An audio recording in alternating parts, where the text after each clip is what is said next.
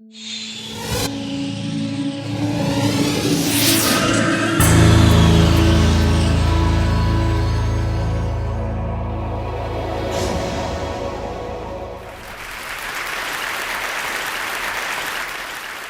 grew up interacting with the physical objects around us, and there are enormous number of them that we every day use. Unlike our most computing devices, these objects are much more fun to use with.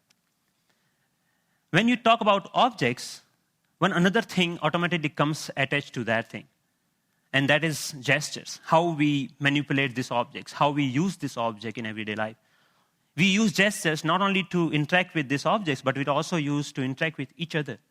Like gesture of namaste, maybe to respect someone, or maybe in India, I don't need to teach a kid that this means 4 run in cricket. It comes as a part of our everyday learning. So I'm very interested from beginning that how can our knowledge about everyday objects and the gestures and how we use this object can be leveraged to our interaction with the digital world. Rather than using a keyboard and mouse, why can I not use my computer in the same way that I interact in the physical world? So I started this exploration around 8 years back, and it literally started with a mouse on my desk. Rather than using that for computer, I actually opened it.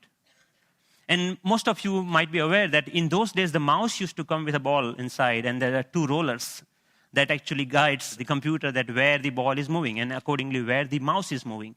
So I was interested in these 2 rollers. And I actually wanted more, so I borrowed another mouse from a friend, never returned him, and I have now 4 rollers. What interestingly I did with these rollers is basically I took them off from these mouses and then put in a one line. It had some strings and pulleys and some spring. And what I got is basically a gesture interface device that actually acts as a motion sensing device made out of $2. So here, whatever movement I do in my physical world is actually replicated inside the digital world just using this small device that I made around 8 years back in 2000. Because I was interested in integrating these 2 worlds, I thought of sticky notes. I thought, why can I not connect the normal interface of physical sticky note to our digital world? A message written on a sticky note with my mom on a paper can come to an SMS, or maybe a meeting reminder automatically syncs with my digital calendar. And a to-do list automatically syncs with you. But you can also search in the digital world, or maybe you can write a query saying, what is Dr. Smith's address? And this small system actually prints out. So it actually acts as a paper input-output system, just made out of paper. In one another exploration, I thought of making a pen that can draw in 3 dimensions. So I implemented this pen that can help designers and architects not only think in 3 dimensions, but they can actually draw so that it's more intuitive to use that way. Then I thought, why not making a Google map, but physical world? Rather than typing a keyword to find something, I put my objects on top of that. If I put a boarding pass, it will show me where is your flight gate. A coffee cup will show you where you can find more coffee, or where you can trace that cup. So this was some of the earlier explorations I did, because the goal was to connect these 2 worlds seamlessly. Among all these experiments, there was one thing very common. I was trying to bring a part of the physical world to the digital world. I was taking some part of the objects or anything intuitiveness of the real life and bringing them to digital world. Because the goal was to make our computing interfaces more intuitive. But then I realized that we humans actually are not interested in computing. What we are interested is in information. We want to know about things. We want to know about dynamic things going around. So I thought about last year, in the beginning of the last year, I started thinking that why can I not take this approach in reverse way? Maybe how about I take my digital world and paint the physical world with that digital information? Because pixels are actually right now confined in these rectangular devices that fits in our pocket. Why can I not remove this confine and take that to my everyday objects, everyday life, so that I don't need to learn the new language for interacting with those pixels? So in order to realize this dream, actually I thought of putting a big size projector on my head. I think that's why it's called head-mounted projector, isn't it? I took it very literally and took my bike helmet, put a little bit cut over there so that project actually fits nicely. So now what I can do, I can augment the world around me with this digital information. But later, I realized that I actually wanted to interact with those digital pixels also. So I put a small camera over there that acts as a digital eye. Later, we moved to a much better or consumer-oriented pendant version of that many of you are now knowing as Sixth Sense device. But the most interesting thing about this particular technology is that you can carry your digital world with you wherever you go with you. You can start using any surface, any wall around you as an interface. The camera is actually tracking all your gestures. Whatever you are doing with your hands, it's understanding that gesture. And actually, if you see, there are some color markers that in the beginning version we were using over there. You can start painting on any wall, that you stop by a wall and start painting on that wall. But we are not only tracking here one finger. We are giving you the freedom of using both of hands. So you actually can use both of your hands to zoom into or zoom out a map just by pinching operation over here. The camera is actually doing getting all the images, it's doing the age recognition and also the color recognitions, and so many small algorithms are going inside. So technically it's a little bit so complex, but it gives you an output which is more intuitive to use in some sense. But I'm more excited that you can actually take it outside. Rather than getting your camera out of your pocket, you can just do the gesture of taking a photo, and it takes photo for you. Right? Thank you. And later, I can find a wall, anywhere a wall, and start browsing these photos. Or maybe, okay, I want to modify this photo a little bit and send it as an email to a friend. So we are looking for an era where computing will actually merge with the physical world. And of course, if you don't have any surface, you can start using your palm for simple operation. I'm dialing a phone number just using my hand. Yep. The camera is actually not only understanding your hand movements, but interestingly, is also able to understand what objects you are holding in your hand. What we are doing here is actually, for example, in this case, the book cover is matched with so many thousands or maybe millions of books online, and checking out which book it is. Once it has that information, it finds out more reviews about that, or maybe New York Times had a sound overview on that, so you can actually hear on a physical book as a review of a sound. Gave a famous talk at Harvard University. This was Obama's last visit last week to MIT. And in particular, I want to thank two outstanding MIT So I was seeing the live of his talk outside in just a newspaper. Your newspaper will show you live of your weather information rather than having updated you have to check your computer in order to do that, right?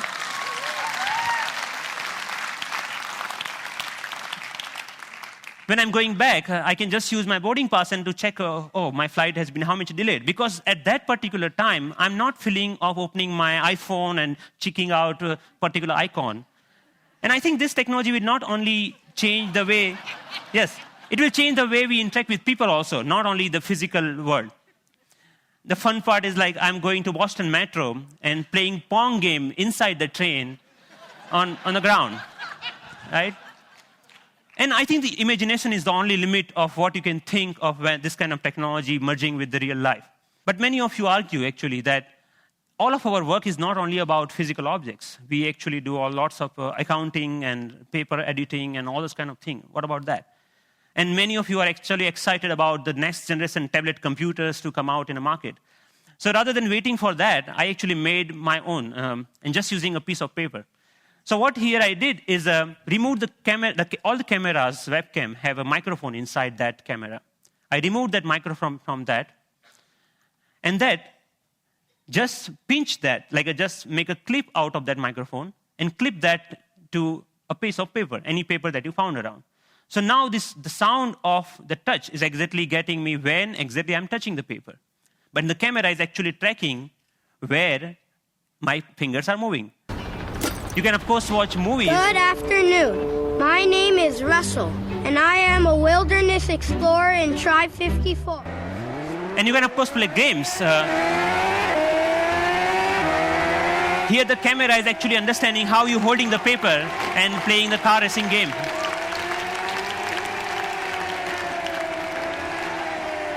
Many of you already must have thought, okay, you can browse. Yeah, of course you can browse to any website. So you can do all sort of computing on a piece of paper wherever you need it. So, but more interestingly, I'm interested that how we can take that in a more dynamic way. When I come back to my desk, I can just pinch that information back to my desktop so that I can use my full-size computer.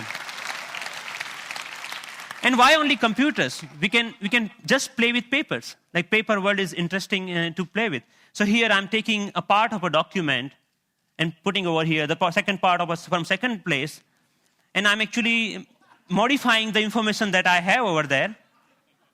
Yeah, and then I'm saying, okay, this looks nice. Let me print it out, that thing. So I have a now printout of that thing, and now, so the workflow is more intuitive the way that we used to do before, maybe 20 years back, rather than now switching between these two worlds. So as a last thought, I think that integrating information to our everyday objects will not only help us to get rid of the digital divide, the gap between these two worlds, but will also help us in some way to stay human, to be more connected to our physical world. And it will actually help us not end up being machines sitting in front of another machines. So that's all. Thank you.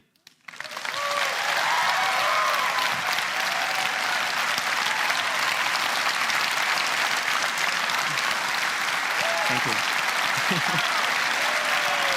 Thank you. Thank you. Thank you. Thank you. So Pranav, first of all, I mean, you're a genius. This is incredible, really. Thanks a lot. What are you doing with this? Is there a company being planned, or is this research forever, or what? So there are lots of companies, actually sponsored companies of Media Lab, interested in taking this ahead in one or the way. The companies like mobile phone operators want to take this in a different way than the NGOs in India are thinking that why can we only have sixth sense? We should have a fifth sense for missing sense people who cannot speak. Maybe this technology can be used for them to speak out in a different way, maybe speaker system. I mean, what are your own plans? Are you staying at MIT, or are you going to do something with this? I'm trying to make this more available to people so that anyone can develop their own sixth sense device, because the hardware is actually not that hard to manufacture or something, hard to make your own. And I will provide all the open source software for them, maybe starting next month. So that open source? Wow. Yes. Wow.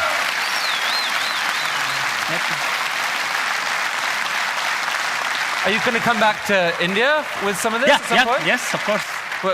I mean, what are your plans? MIT, India, how are you going to split your time going forward? There is a lots of energy here, lots of learning. Like all of this work that you have ever seen is all about my learning in India. And now, even if you see, it's more about the cost effectiveness.